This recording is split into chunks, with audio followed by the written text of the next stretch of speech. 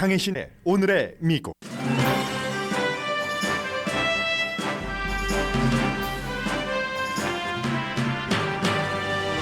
바이든 대통령과 공화당 하원 의장은 거의 같은 말을 며칠째 반복합니다. 채무 상한선 협상은 진전은 있었지만 타결되기까지 해결할 게 많답니다. 그러면서도 채무 불이행은 옵션이 아니라고 말합니다. 내일은 텍사스 우발디 초등학교에서 어린이 19명과 선생님 2분이 숨진 총격 사건이 발생한 지 1년이 되는 날입니다. 그 이후 지금까지 미국 주정부에서는 총기 관련 법안이 통과됐는데 총을 쉽게 살 수 있고 총기 업계를 보호하는 법이 피해자 보호 법안보다 많았습니다. 한인 정치인들은 공화, 민주로 나뉘어 반대 입장으로 투표하고 있습니다. 지난해 인구가 가장 많이 늘어난 도시들은 텍사스 등 미국 남부에 밀집해 있습니다. 미국인들의 기업에 대한 평판이 나왔습니다. 국제적 긴장이 강화되면서 미국인들은 미국 회사를 더 믿게 됐는데 삼성은 애플보다 3단계 위인 7위를 기록했습니다. LG도 18위를 기록했습니다. 암호화폐와 일론 머스크 광풍으로 관련 회사 평판은 내려갔고 운영을 비영리 재단이 하고 이윤을 자연보호에 쓰는 파타고니아가 1위에 올랐습니다. 트럼프 대통령의 기밀 문서 유출을 수사하는 특별검사는 해외 사업에 대한 정보를 얻기 위해 트럼프 전 대통령을 소환했습니다. 칼럼니스트 이진 캐롤은 트럼프 전 대통령에게 $10,000,000 손해배상 소송 청구를 어제 다시 했습니다. 결국 트럼프 전 대통령 대선에 대해서는 여론조사를 보지 말고 과정을 보라는 지적이 나옵니다. 플로리다주에 살고 있는 중국인들이 플로리다주를 고소했습니다. 플로리다주가 중국인의 플로리다주 땅 소유를 금지하는 법을 만든 것에 대한 도전입니다. 여러분 안녕하십니까? 오늘의 미국 강혜신입니다. 네, 방금 끝났네요. 케빈 맥카피 공화당 하원 의장과 바이든 대통령이 어제 만났습니다. 기본적으로는 이제 아흘에 남았군요. 미국 재무장관이 얘기한 채무 상한 그 마지막 데드라인이요. 6월 1일로 잡았는데 이 데드라인에 대해서는 미국 연방 재무부가 잡고 있는 것과 민간 기업이 잡고 있는 것이 조금 다릅니다. 그 내용은 좀 뒤에 말씀드리겠고요. 만약에 채무 상한선 협상이 이루어지지 않으면 연방 공무원이 일시적으로 해고되게 됩니다. 물론 다시 복귀하겠지만요. 세계 주식시장이 폭락하고 미국의 경기 침체, 완전한 경기 불황이 분명한데 이런 상황에서 지금 그런 날이 올 수 있는 길, 해결할 수 있는 길이 아흐레 앞으로 다가온 겁니다. 문제는 지출인데 늘 똑같은 말씀을 드립니다. 그래서 자세히는 더는 말씀드리지 않겠습니다. 지출에 대해서 지출을 삭감해야지 돈을 빌릴 수 있는 능력, 채무 상한선을 올려주겠다는 게 공화당 하원 의장의 주장이고 줄이기는 하겠는데 그만큼 줄이라는 것은 너무하고 또 줄이라는 분야가 불공평하지 않는가, 극단적이다 하는 게 백악관의 얘기입니다. 어쩌란 말인가입니다. 협상을 할 것 같은가? 분명하지 않습니다. 아무리 케빈 맥카피 공화당 하원 의장과 바이든 대통령이 진전이 있었다라고 얘기할지라도 분명하지가 않습니다. 민주당 사이에서는 낙관론이 많지 않다고 가디언이 그렇게 파악을 하고 보도를 했습니다. 가디언에 따르면 민주당의 상원 스텝은 재난이 올 것이다. 디제스터, 재앙이 곧 올 것이다라고 예상을 한답니다. 채무 불이행으로 간다는 얘기입니다. 대부분의 공화당 하원 의원이 하원 의장이 대통령과 협상을 해도 채무 불이행으로 가길 원한다는 겁니다. 대통령과 케빈 맥카티 하원 의장 사이에는 조금씩 양보를 해서 뭐를 만들어 놔도 투표를 해야지 되기 때문에 그렇습니다. 이게 여기서 끝나는 게 아닙니다. 두 지도자가 합의를 한다고 끝나는 게 아닙니다. 그래서 이제 1917년도에 전쟁이 끝나고 나서 어떻게 재건을 할 것인가. 재건을 하려면 돈이 필요해서 그때부터 시작된 빚을 내서 이제 국가를 운영하는 채무 상한선이 한 100년 동안 별 문제 없이 계속 그냥 뭐 늘 하는 루틴이 된 거죠. 말하자면 대통령 선거가 끝나고 나서 항상 어느 당이 됐던 그 현 정부의 부통령이 차기 대통령에 대해서 캘리포니아주에서 선거인단 몇 표 이렇게 합산을 해서 차기 대통령은 누굽니다 하고 발표하는 요식 행위와 똑같이 100년 동안을 그렇게 해왔는데 그 뒤에 정치 싸움이 된 거죠. 특히 오바마 때에.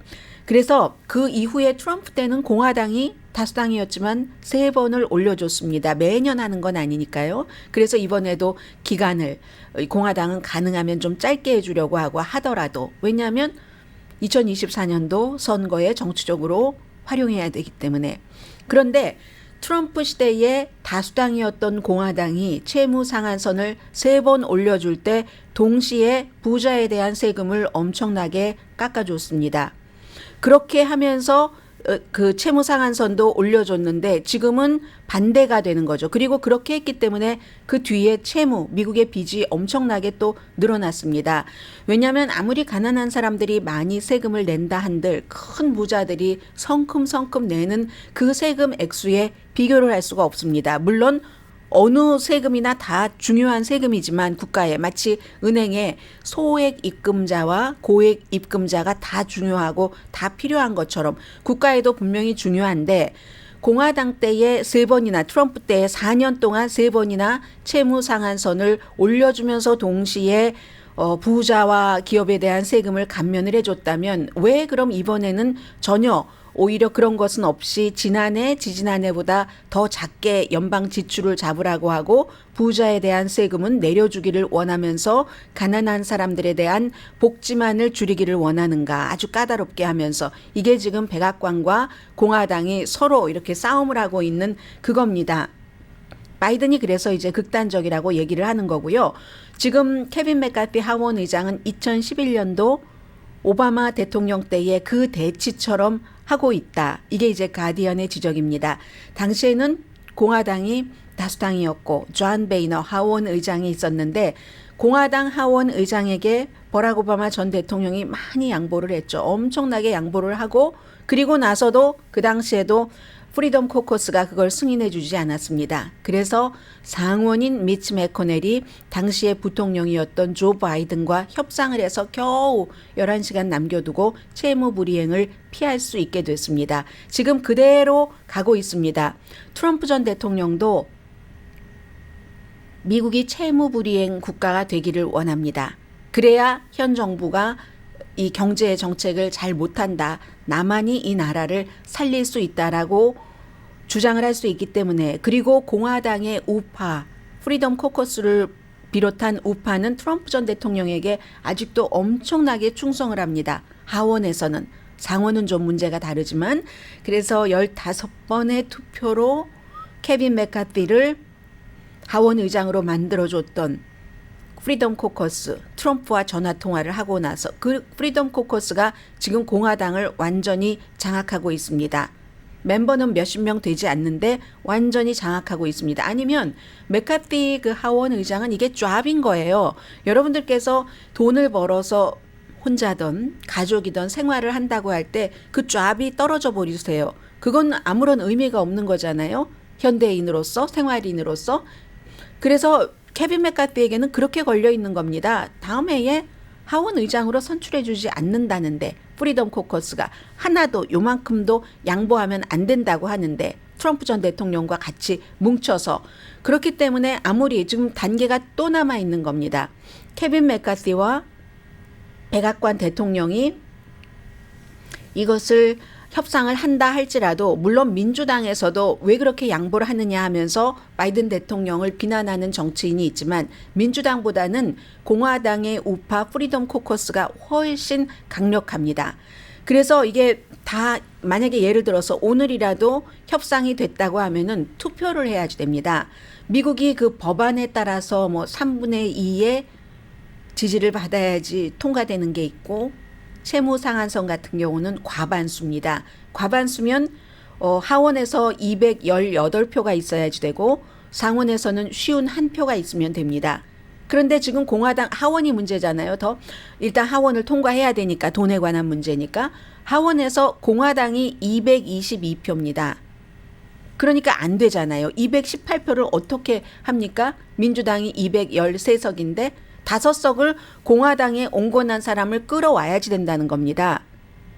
바이든 대통령을 지지했었던 지역구의 의원들, 그래서 이제 뭐 영킴이라든가 미셸 스틸이라든가 이런 사람들을 타겟으로 하면서 한다고 하는데 거의 불가능해 보이잖아요. 5사람을 어디서 구하겠습니까? 그래서 지금 투자가들은 세계에서 어제도 오늘도 특별하게 달라질 것이 없어 보이는, 말도 비슷하고 하는 대통령과 하원 의장과의 협상을 지켜보고 있는 겁니다. 대체로 설마 채무불이행까지 가게 하겠어? 하원 의장이 뭐 대통령, 부통령 다음으로 대통령 유고시의 승계 서열 2위인데 그만큼 애국심을 발휘해야지 되는 게 아니야? 뭐 세계는 세계라고 할지라도 미국이 완전히 말 그대로 디제스터가 돼버릴 텐데 이렇게 생각하는 사람이 있죠? 대통령으로서도 당연히 대통령이니까 채무불이행을 가기를 원치 않고, 그렇게 그게 이제 상식적인 생각인데 예상하지 못한 반전이 나올 수도 있다는 얘기입니다. 특히 공화당 하원 의원들 협상을 해도 공통점보다는 차이점을 더 찾아내서 투표를 해주지 않으면 끝나는 겁니다. 투표를 해주지 않으면 222명 가운데서 프리덤 코커스가 많이 있기 때문에 218표를 프리덤 코커스 중에서 4명만 이탈해도 안 되는 거잖아요. 못 받는 거잖아요. 그래서 이제 이 문제가 굉장히 어려워지는 거고요. 해서 프리덤 코커스에서 유명한 사람이 바로 바이런 도널즈라고, 어제 유색인종 지위 향상 협의회가 플로리다주가 흑인과 소수인종에게 노골적으로 차별을 한다. 그러니까 플로리다주에 여행을 가는 사람은 조심하시라라는 경고를 내놨을 때 무슨 소리야? 나 아프리칸 아메리칸인데 한 번도 차별을 받아본 적이 없어 하고 유색 인종 지위 향상 협의회를 강하게 비난을 했었던 이 바이런 도널즈 의원 같은 사람이 프리덤 코커스를 이끌고 있는 사람입니다. 그래서 이게 굉장히 중요하고요. 현재까지는 법으로 정해진 게 31조 4천억 달러 채무 상한선이 그렇게 됩니다. 그런데 오늘 파이낸셜 타임즈를 보면은요, 자넷 옐런 재무장관은 6월 1일까지, 5월 31일까지 해결을 해야지 되고 지금부터 밤샘 작업을 해도 안 됩니다. 대통령과 케빈 맥카시가 만나서 모든 게 해결되는 게 아니라 이게 법이잖아요. 법으로 만들어야지 되기 때문에 그 절차를 스태프들이, 백악관과 하원 의장 스태프들이 이제 밤을 새가면서 작업을 하고 있는데 6월 1일이 아니라 옥스포드 이코노믹스는 아마 6월 14일까지는 여유가 있을 것이다 라고 예상을 합니다. 옥스포드 이코노믹스는 경제, 금융 분야에서 여러 가지를 조사를 해서 컨설팅 회사인데요. 그래서 국제적으로 많은 회사라든가 아니면 정부가 뭔가를 판단을 내릴 때 참고라는 그런 회사입니다. 옥스포드 이코노믹스. 그리고 미국의 골드만삭스의 이코노미스트들은 재무장관은 6월 1일이라고 했지만 6월 8일이나 6월 9일까지는 좀 재무부의 현금 보유금이 좀 남아있을 거야. 이렇게 얘기를 하는 사람들도 있습니다. 그리고는 그 뒤에 어떠한 방법을 통해서 한 달 정도는 연장할 수 있지 않을까 하는 얘기가 나오는데 아직 이제 그 단계까지 자세히 전해드릴 타이밍은 아닌 것 같고요. 오늘도 다시 한번 날마다 만난다고 하고 지금 연방 상원이 휴회 중인데도 ready to go 할 준비가 돼 있다고 하니까 지켜보는 수밖에 없는 겁니다. 자, 이 뒤에도 많은 그림 자체가 트럼프 전 대통령이 아직까지는 특별한 움직임이 보이지는 않고 있습니다만 여차해서 이게 타결될 것 같다라고 나오면 트럼프 전 대통령이 프리덤 코커스에 어떠한 오더를 내릴지, 그리고 프리덤 코커스가 그 오더를 받아들일지 아닐지도 이 채무 상한선 협상에 다 포함되는 변수입니다.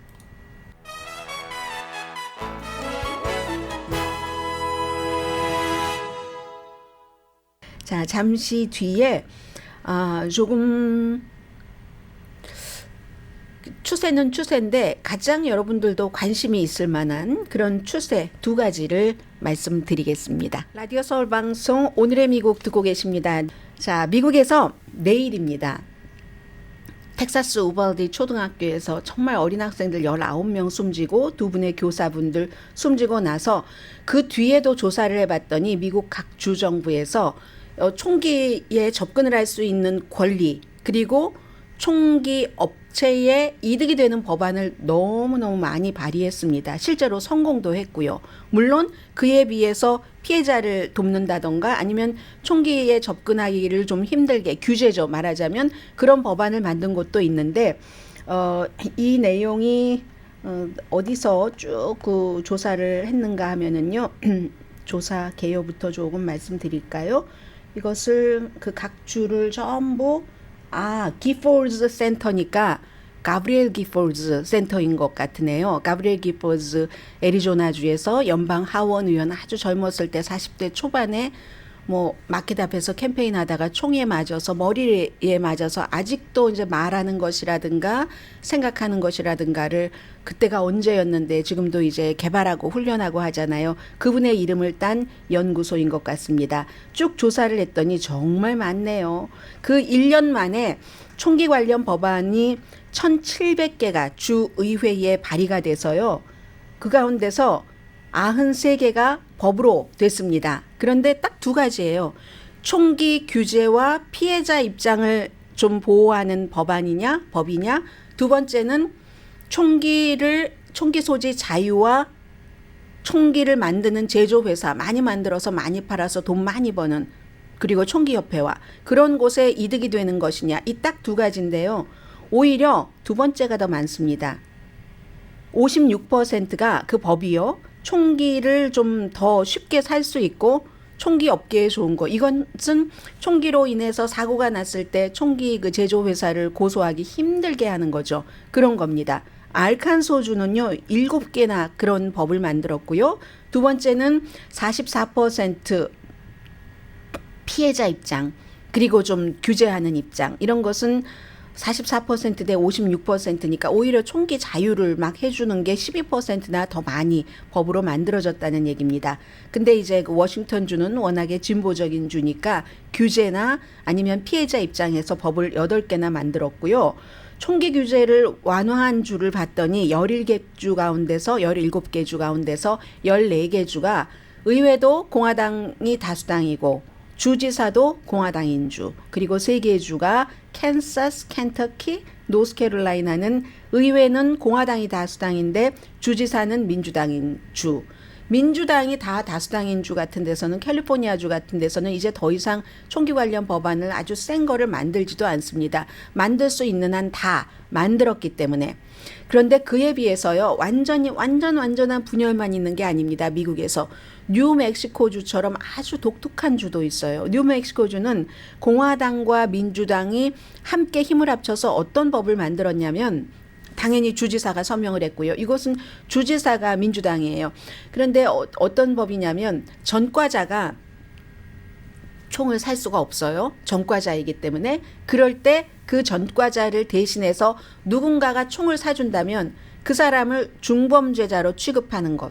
이런 법이 이제 통과가 돼서 지난달에 미셸 루안 그리셴 뉴멕시코주의 주지사가 서명을 했습니다. 상식선언에서의 규제죠. 그래서 제가 이제 총기협회와 총기 제조회사와 그리고 총을 쉽게 접근할 수 있는 이런 법을 많이 만든 주가 뭐 아이다호주 그리고 무슨 뭐 노스다코타, 사우스다코타, 와이오밍, 오클라호마, 알칸소, 캔사스 그리고 어딘가요? 미시시피, 켄터키, 테네시 또 인디아나주는 반반이네요.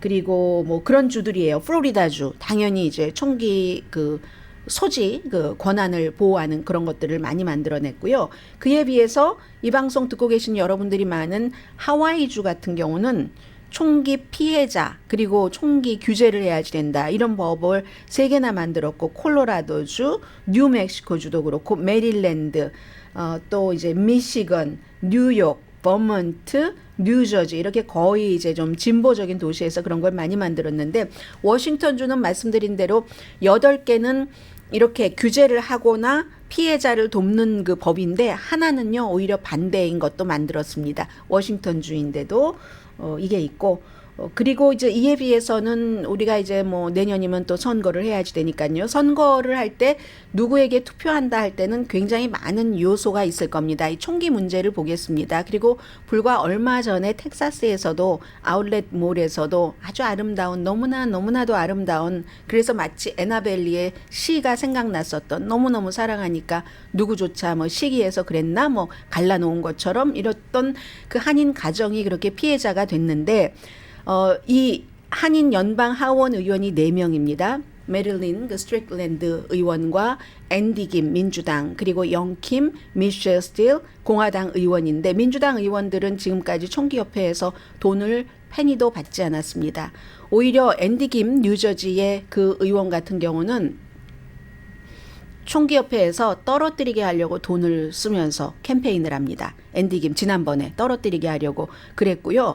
그에 비해서 영킴 의원과 미셸 스틸 의원은 올해 아직 그 6월 달도 되지 않았습니다. 뭐 $2만 이상씩 총기협회에서 돈을 받았습니다. 그리하여 살상무기 금지 법안에 반대표 던졌고 영킴 의원, 미셸 스틸 의원 똑같습니다. 더 안전한 커뮤니티 법 반대표 던졌고 전부 이게 이제 피해자와 총기 규제를 하는 그런 법들입니다. 우리 자녀 보호 법안에 반대했고 두 분 다 어머님이세요. 그리고 범죄 기록 조회 법안에 대해서도 반대표. 강화된 범죄 기록 조회 법안에도 반대표. 캘리포니아주는 특별하게 된 게 없으니까 이건 이제 연방 차원에서 한 거예요. 그리고 심지어 여성 의원들이면서도 미셸 스틸, 영킴 의원은 여성폭력방지법 뭐 이런 데에 대해서도 반대를 했습니다. 여기도 다 총기가 들어가고 하니까요. 그래서 여러분들께서 선거를 하실 때는 총기가 여러분들의 중요한 이슈다 할 때는 참고하시기 바랍니다. 텍사스주에서 엄마 아빠도 잃고 그리고 동생 제임스도 잃은 윌리엄 하이 회복되고 있죠. 잘 회복되고 있죠. 로스앤젤레스뿐만이 아니라 미국 그리고 세계에서 윌리엄은 모르지만 윌리엄을 아는 많은 사람들이 아주 씩씩하고 건강하게 자랄 것을 기원하고 있습니다. 지난해에 가장 눈에 띄게 성장한 미국의 도시들을 좀 보겠습니다. 여기도 뭐 여러 가지를 내포하고 있는데요. 텍사스 등 뭐 남부 지역에 조금 밀집돼 있고요. 주택시장이 좀 차가웠잖아요. 그래도 사람들은 계속 미국 안에서 이동을 했습니다. 그래서 15개 도시 가운데서 9개 도시가 이제 그러니까 15개 많이 인구가 늘어난 도시 가운데서 9개 도시가 남부에 있습니다. 센서스의 조사를 바탕으로 말씀을 드리겠습니다. 이 뉴스는 여러분들이 살고 계시는 지역이 아주 광범위하기 때문에요. 우리 도시는 어떤가 한번 비교해 보셔도 좋겠다 싶어서 선택을 했습니다. 텍사스주의 조지타운이 비율로는요. 인구 숫자, 이동된 숫자가 아니라 원래 있던 인구보다 그 비율로 보면은 가장 많이 성장을 했습니다. 2021년 여름부터 2022년 여름까지 14.4% 인구가 10분의 1도 더 늘어난 거예요. 어스틴에서 북쪽으로 30마일 떨어진 곳 텍사스에 살고 계신 분들은 뭐 다 아시겠죠. 조지타운이 또 워낙 뉴스도 많이 나오는 곳이기 때문에 인구는 뭐 텍사스니까 로스앤젤레스와 비교할 수는 없겠죠. 86,500명. 2021년도에도 가장 빨리 성장한 곳이었습니다. 그런데 두 번째가 저는 흥미로웠어요. 저도 항상 생각하고 있는 산타크루스, 캘리포니아주의 산타크루스도 비율로는 12.5% 인구가 늘어났습니다. 사실은 지난해 두 번째로 많이 늘어난 곳은 텍사스주의 그 린더라는 곳이었거든요. 제쳤습니다. 그리고 이제 세 번째도 텍사스, 네 번째, 다섯 번째 전부 텍사스거든요. 카일, 그 린더, 또 리틀램, 그 뒤로는 플로리다가 세 군데가 있습니다. 8번째, 9번째, 10군데, 뭐 노스포트를 포함해서 케이프 코럴, 그리고 포트 세인트 루시. 그 다음에 또 이제 11번째 텍사스가 또 나오고 애리조나, 마리코파 카운티 굉장히 보수적인 곳이잖아요. 여기 마리코파 카운티에 쉐리프가 유명하죠. 쉐리프가 연방에서 법원에서 그거 안 돼 했는데도 사람들 딱 불법 체류자로 보인다라고 생각이 되면 딱 세우고 신분증 꺼내 보이게 하고 뭐 이랬었던 사람. 그래서 법원에서 유죄 판결을 받았는데 나중에 트럼프 전 대통령이 본인이 사면해달라고 요청하지도 않았는데 사면했었던 그 쉐리프가 있는 마리코파 카운티도 애리조나주에 6.2%나 인구가 1년 사이에 늘어났습니다. 그리고 숫자로 보면은요, 줄어든 도시도 있어요. 1년 사이에. 애리조나의 무슨 뭐 카사그란데, 뭐 그디어 타이어가 아마 그곳에서 나왔는가 보죠. 그런 곳, 플로리다의 그 폴트 마이어스 같은 곳, 그리고 아이다호는 한때는 막 오일 나오고 해서 엄청 사람들 몰려가고 했었는데 그 뒤에 코비드 거치면서 이제 좀 줄어들었는데 뭐 콜드웨일이라든가 또 그 램파 이런 곳은 줄어들었는데 숫자상으로도 가장 많이 늘어난 곳은 역시 텍사스가 많습니다. 포트 월스, 샌앤토니오, 플로리다도 많아요. 세 개 주가 됐는데 포트 월스도 뭐 한 2만 명 정도, 애리조나 피닉스도 한 2만 명 정도. 애리조나도 은퇴하고 나서 이주할까를 생각을 하시는 한국 분들이 무척 많으시잖아요. 텍사스의 샌안토니오라든가 시애틀이 네 번째로 많은 분들이 이동을 하셨네요. 그쪽으로 들어가셨네요. 거의 18,000명입니다. 시애틀도. 그 뒤에 한국 분들이 관심이 있으실 만한 곳이 휴스턴 많이 살고 계시죠. 9번째로 11,000명 정도가 늘어났고, 그리고 라스베가스도 요즘 집값 많이 올랐다고 하는데요. 11번째로 라스베가스 북쪽에 뭐 10,000명 정도, 10,000명은 조금 안 되지만 그 정도 들어갔고, 달라스 얼바인이 14번째 한 8,500명 정도 새로 1년 사이에 이주를 했습니다. 그리고 마지막 15번째도 텍사스예요. 프리스코라는 지역이거든요. 그런데 그럼에도 불구하고 미국에서 아직도 가장 큰 도시, 다른 도시들에서 감히 이 숫자를 뭐 한동안 뭐 세기가 지나가도 넘볼 수 없는 곳은 뉴욕, 로스앤젤레스, 시카고입니다. 그다음에 뭐 노스캐롤라이나의 뭐 샤르테 정도인데 뉴욕이요, 인구가 한 840만 명 정도 그 정도 되고요. 그리고 로스앤젤레스가 한 400만 명 조금 안 되는 390만 명 정도. 그 다음에 이제 많이 떨어집니다. 시카고가 260만 명, 한 270만 명으로 봐야지 되겠네요. 네 번째가 한국 분들 많이 살고 계시는 휴스턴이고요. 230만 명. 애리조나 피닉스의 인구가 한 165만 명 정도 됩니다. 필라델피아에도 많이 살고 계시죠? 마찬가지로 160만 명.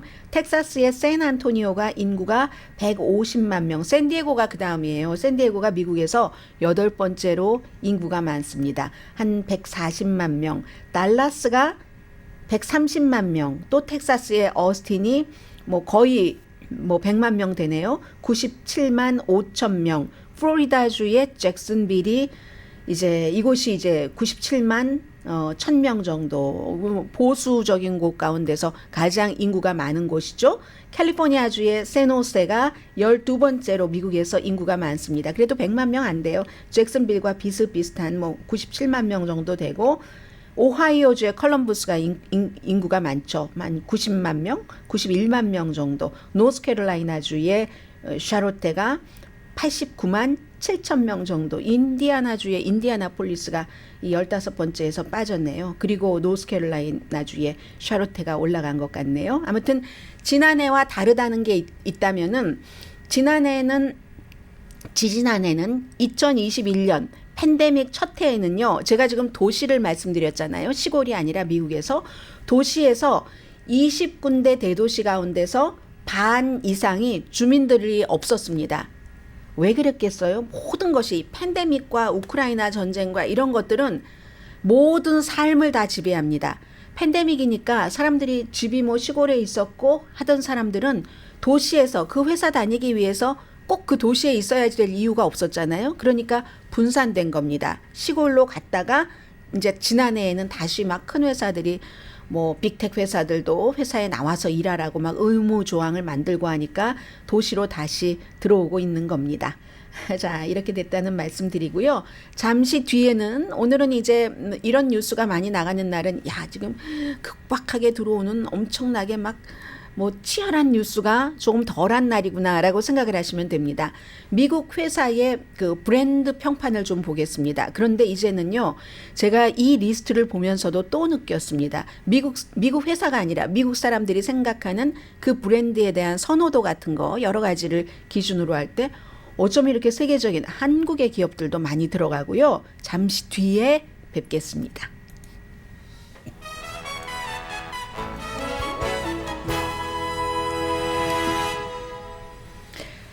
라디오 서울 방송 오늘의 미국 듣고 계십니다. 여러분들께서도 저 슈퍼마켓은 정말 믿을 수가 있어. 같은 그 과일이라도 사과인데 겉으로 볼 때는 어느 마켓에서 사면 한두 번이면 그렇겠는데 겉으로는 아주 예쁜데 깎아보면은 속에가 멍이 들어 있다던가 하고 뭐 바삭바삭하지 않다던가 해 뭐 이런 생각을 하시는 그런 그 브랜드가 있잖아요. 그런 브랜드 평판에 대해서 자주 조사를 합니다. 그 해리스 여론조사기구와 악시오스가 올해 같이 해서 쭉 했는데요. 문화라든가 윤리, 무슨 시민의식, 신뢰도 이런 모든 것들이 다 포함돼서 하는 겁니다. 올해의 이 브랜드를 통해서도 좀 어떤 지금 사회가 어떻게 가고 있는가 하는 변화를 읽을 수 있는데요. 예를 들어서 한때는 완전히 혁신, 변화의 바람을 일으킨 뭐 FTX라든가 암호화폐 거래소잖아요. 그런데 지금은 그 젊은 그 CEO가 재판을 받아야지만 되는 형사법 위반으로 권도영 씨와 비슷하게 그렇게 되는가 하면은 일론 머스크 하면은 불과 얼마 전까지만 하더라도 정말 최고야 했는데 이 FTX와 일론 머스크의 광풍이라고도 표현을 하는데 특히 암호화폐와 일론 머스크의 광풍 때문에 이런 빅 아이디어라든가 아니면 파워풀한 일론 머스크와 같은 기업인에 대해서 조금 신뢰도를 잃어버린다고 할까요? 믿을만하진 않아. reliable 하다고 얘기를 하잖아요. 그런 것 같지는 않아라고 생각을 한다는 게 이제 하나의 특징이고요. 또 트위터 같은 데도 마찬가지예요. 뭐 랭킹 97위, 100위까지가 이제 쭉 있는데 테슬라가 가장 많이 내려갔습니다. 지난해 11위에서 올해는 62위로. 그리고 암호화폐 거래회사는 FTX는 지금 뭐 파산 선고를 했는데도 99위에 올라 있고요. 샘 뱅크맨 프라이드라는 CEO가 정말 가장 성공한 기업인에서 가장 추악한 인물로 지금 그렇게 돼 있고 어머니 아버지가 돈도 많고 뭐 평판도 있고 법도 잘하는 법대 교수이고 두 분 다. 그러니까 이제 뭐 감옥에 갇힌 채 재판을 받고 있지는 않습니다. 여러 가지 쓸 수 있는 것을 잘 활용을 한 거죠. 비트코인의 경우는 회사가 아니잖아요. 회사가 아닌데도 처음으로 브랜드 가치로 93위에 올랐습니다. 그런데 이제 소셜미디어는 많이 내려가서 틱톡, 페이스북의 모 회사 메타도 각각 94위, 96위고 넘버원은 파타고니아거든요. 파타고니아는 제가 다닐 때마다 잘 봐요. 이 파타고니아를.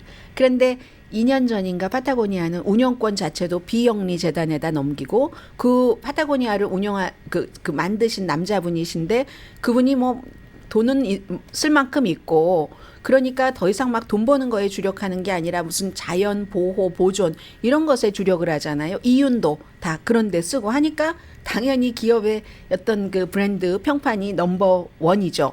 그리고는 코스코, 칙필라, UPS도 이제 믿을 만한 곳으로 아주 순위 몇 위든가요? 코스코 뭐 이런 곳들이 아무튼 돼 있고 다 넘버 10위 안에 있습니다. 또 어디가 있을까요? 눈에 띄는 게 트럼프 재단은 회사잖아요. 2년째 100. 백신 제조 회사와 코비드 관련 회사는 이제는 그게 다 쓰러져 가면서 조금 이제 약해지는 그런 뜻. 그리고 또 디즈니가 플로리다 주지사와 그렇게 드라마를 많이 만들어내더니 12계단이나 내려가서 77위에 돼 있거든요.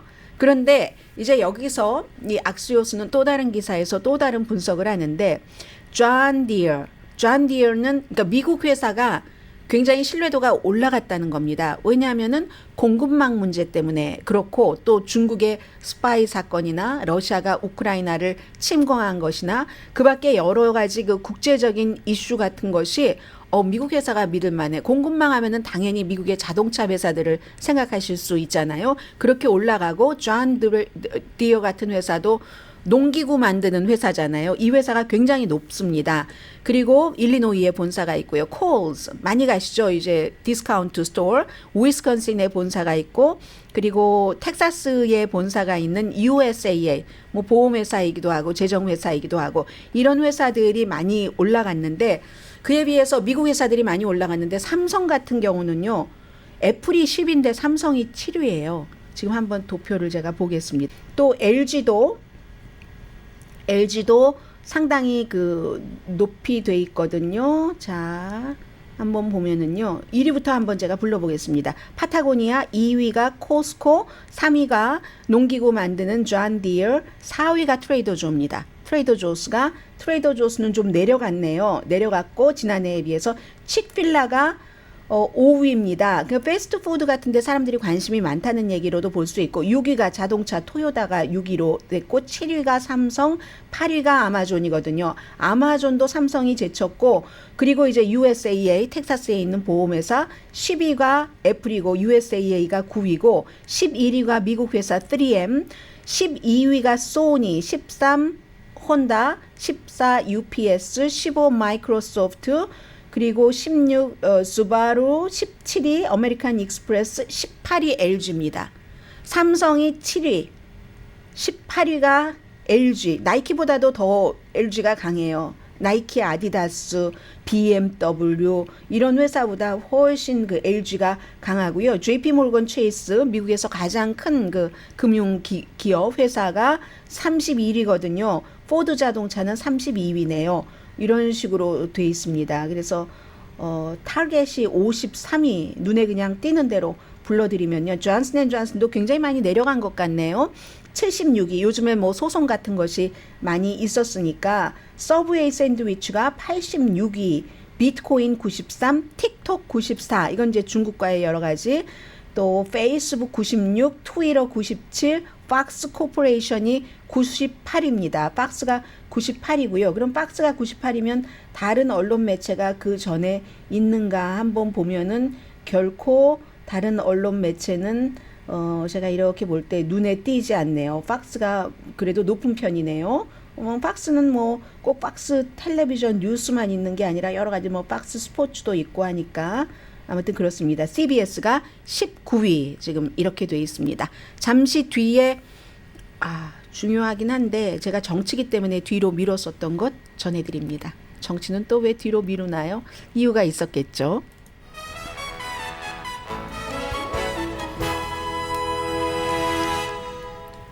라디오 서울 방송 오늘의 미국 듣고 계십니다. 네, 왜 지난번에 트럼프 전 대통령이 타운홀 미팅에서 그 바로 전날 배심원들이 만장일치로 어떤 그 칼럼니스트 여성을 성폭행했다 하는 혐의에 대해서 200만 달러 그리고 그 뒤에도 계속 명예훼손을 했다 해서 300만 달러 합쳐서 500만 달러를 배상하라고 판결을 내렸습니다. 그 이후에 트럼프 전 대통령은 항소를 했고요. 그런데 아무튼 이 같은 그 판결이 나오고 다음 날 CNN 방송의 타운홀 미팅에서 또 그 여성을 만난 적이 없다. 뭐 미치광이다, 거짓말장이다, 뭐 지어낸 이야기다. 그리고 대통령이 아니라 보통 사람들도 방송에서는 잘 쓰지 않는 그런 그 용어요. 뭐 행키, 그다음에 그 P자로 되는 그런 단어를 써가면서 엄청나게 또다시 모욕을 했습니다. 그래서 어제 맨하탄에 다시 이 여성이 100만 달러 손해배상 그 추가로 소송을 했습니다. 징벌적 뭐 손해배상 평품 고소까지 해서 이 자꾸만 그런 말을 멈추게 하기 위해서도 그렇다는 것. 그리고 또 미국의 그러면 그 대법원이 아니라 배심원 제도도 완전히 묵살하는 것이고 또 사법제도를 조롱하는 것이 아닌가. 그 본인에게 유리한 판결이 나오지 않을 때만 그렇게 하면서 이제 다시 소송을 했거든요. 그런데 지금 트럼프 전 대통령에 대한 여론조사가 대단히 그 좋은 편이잖아요. 오늘 더 힐의 한 사람이 좀 다른 시각이기 때문에 전해드립니다. 어피니언을 썼는데 이 사람은 조나단 메스카라고 오바마 전 대통령 당시에 이제 공보실장이라고 해야지 되나요? 공보를 맡았고 지금은 이제 팟캐스트 유명한 팟캐스트를 하고 있는데 팟캐스트의 CEO인데 가만 생각해 보면은 2007년도요. 그때 모든 사람들은 버락 오바마가 아니라 힐러리 클린턴이 민주당의 대통령 선거 후보가 될 것이다 라고 생각을 했었답니다. 그런데 본인은 그 당시에 이제 오바마 캠프에서 일하고 있었는데 계산을 달리했대요. 지금 당장이 아니지만 뭐 마찬가지죠. 예비선거도 올해 치러지는 게 아니고 내년이잖아요. 그 전에 무슨 당연히 그 후보 토론회도 있지만 후보 토론회보다는 당에서 대의원을 어떻게 구성을 하느냐가 굉장히 중요하죠. 그래서 당시에 힐러리 클린턴이 당연히 민주당의 후보가 될 거야 라고 많은 사람들이 얘기를 할 때 오바마 측에서는 대의원이 어떻게 구성되고 어느 주에서는 어떻게 되고 이렇게 조금 장기적인 계획을 가지고 갔다는 겁니다. 언론은 그걸 2008년도 선거가 치러질 때까지 감지하지 못했대요. 오바마 캠페인은 했다는 겁니다. 그런데 2024년도에도 공화당도 그럴 수 있다는 얘기입니다. 2020년도에는 트럼프 전 대통령이 현직 대통령이었기 때문에 그래서 당연히 모든 것이 그 현직 대통령에게 뭐 유리하게 가져갈 수 있는 부분이 있었는데 지금은 대의원 형성, 대의원을 어떻게 구성하고 하는 것을 공화당 지도부가 하잖아요. 공화당 지도부가 하는데 공화당 지도부가 여러 가지로 본선에서 트럼프 전 대통령이 진다고 생각을 한다면 다른 후보에게 유리한 쪽으로 대의원 구성을 할 수가 있다는 겁니다. 대의원 구성이라기보다 어떻게 보면은 리더십 선택이라고 볼 수 있겠죠. 그래서 여론은 미국 사람들은 지금 트럼프와 이 바이든의 리매치를 싫어하잖아요. 리매치를 싫어하는 이 상황에서 민주당이 바이든을 쫓아낼 것 같진 않고 그러면 이제 공화당도 지금부터 그런 가능성도 있다는 지적입니다. 플로리다주에서 얼마 전에 법으로 만들어서 서명을 한 것이 중국 사람뿐만이 아니라 북한 사람, 시리아, 러시아인까지 다 포함해서 미국 시민권이나 영주권자가 아니면 플로리다주에서 땅을 살 수 없게 만들었고 그것도 영 장사를 못하면 안 되니까 또 예외는 만들어 놓고 그러니까 보여주기식이었다는 거예요. 그랬더니 결국은 중국 시민들이 플로리다주에 살고 있는 사람들이 고소했습니다. 이건 차별이라는 얘기입니다. 주택, 공정한 주택법 이런 것에 대해서 차별이다 하면서 고소를 했다고 하니까 결국은 론 디샌티스 후보가 좀 너무 극적으로 가는 게 아닌가. 그래서 많은 것을 잃어버리는 게 아닌가 하고 전문가들은 계산하는 것 같아요. 강혜신이었습니다.